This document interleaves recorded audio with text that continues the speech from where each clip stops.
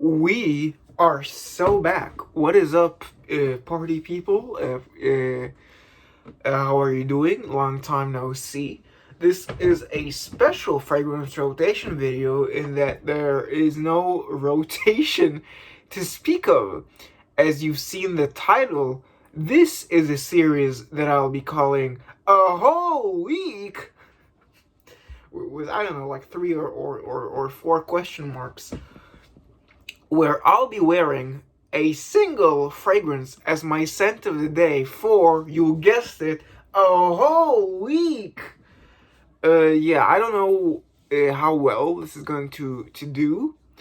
Maybe I'll just use it as a platform to talk about, I don't know, more like, high level kind of what I'm thinking about the scent during the week, or like just more of a vlog type story type thing of like, ooh, this happened and this happened.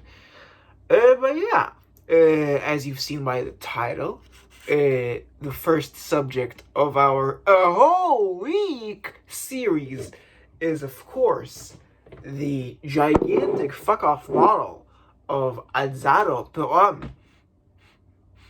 This is, of course, 200 mils of the good stuff. Well, I wouldn't say the good stuff, people like Rich Mitch, and Ramsey, big proponents of vintage. Ooh, vintage. I mean, sometimes vintage is good. Sometimes in terms of maybe Guerlain, I want a vintage more so for the cool walls rather than the scent itself. Maybe also the fact that just the kind of more milky Mysore sandalwood experience rather than the more kind of modern cellwood molecules which come across more kind of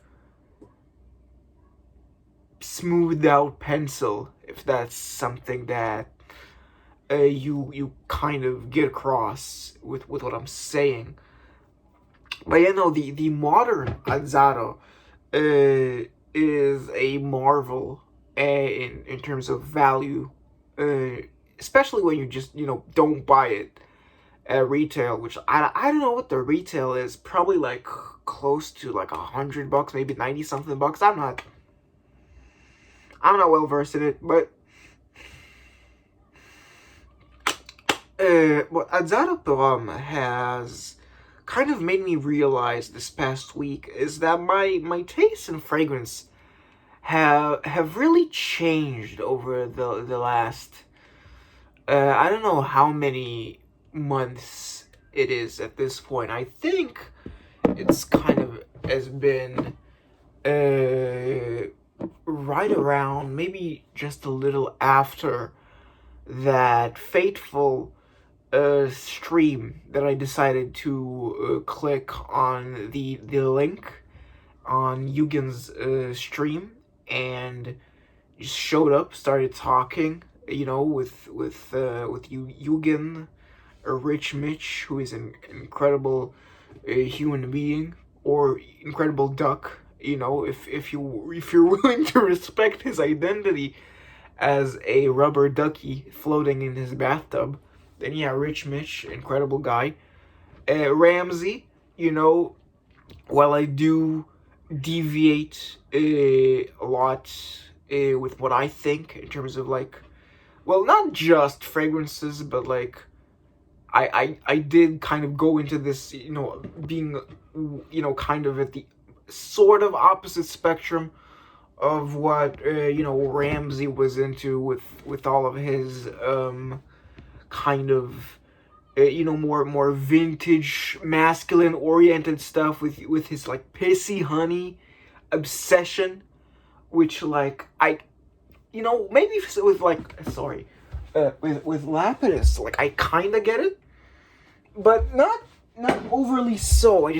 I'm not big into these just overwhelmingly aggressively stinky masculines of the 80s. I thought I was more of a kind of modern boy in the modern world, facing forward, never looking back.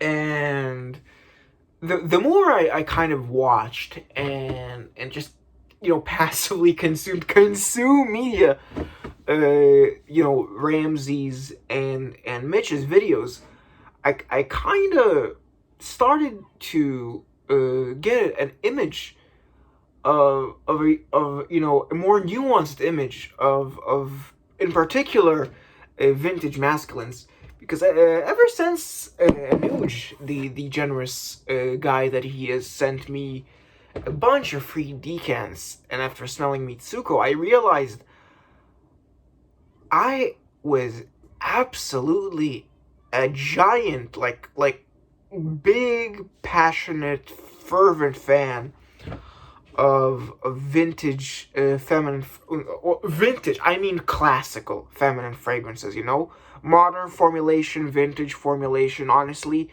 I don't mind it. But classical feminine stuff like Mitsuko, Samsara, Shamad to a lesser extent.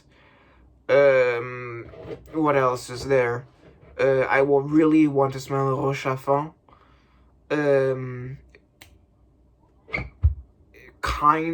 I still have not smelled Chanel Nombre 5, number 5, if you don't want me to be a pretentious git about it. Yeah, it's just, I've been crazy about vintage feminines for I want to say most of my YouTube career, shall we say. But I don't know. At a certain point, something just clicked, and I realized there's more than one type of classical masculine fragrance. Because, while of course I do realize that there is more than one type of vintage feminine, and I've always known that. There's the big Baroque florals, and there's the chypres, there's the fresh green ones, the big resin, the deep resinous ones. But I always kind of thought that classical masculines were very, how should I say it, brash, kind of in your face in a way that I just did not really enjoy nor appreciate. But then, particularly this happened with the vintage mini bottle that I have with Azzaro per homme. I came to appreciate the more suave, the gentler, more polite, shall we say, constrained is a word that I think describes the kind of classical masculine that I'm referring to. It's not your kuros, it's not your boss number one, it's not your Lapidus Baron, of course. It's not any of those just eat your heart out. No, like Azzaro per homme, to a lesser extent, Enrico Coveri per homme, Guirlands, Vetiver, Habit Rouge, the Eau de Toilette. Even though I don't really like it, I do appreciate how it carries itself on my skin. But yeah, Jesus, take a shot every time I say "but yeah." In short, wearing the modern Azzaro per homme for an entire week, it just made me contemplative about where I started this journey, which coincidentally and funnily enough is also an Azzaro, just wanted by night. I know you can leave your roasties, your haha. Dev is stupid and a pleb for getting into this hobby with Azzaro wanted by night of all fragrances. But yeah, it's almost a full circle with how now one of my favorite fragrances is an Azzaro, but the original Azzaro. But thank you for watching. Leave a comment if you've enjoyed it. Like, I'm on that influencer grind, if you will. Yeah, there's a P.O. box if you're interested in sending me stuff. Money. I like money. You can see a link. That's all I'm gonna say about it. Thank you so much. Tell me your scent of the day or the week if you've also done the a whole week segment. I think I'm gonna do a regular, changing fragrance rotation next week.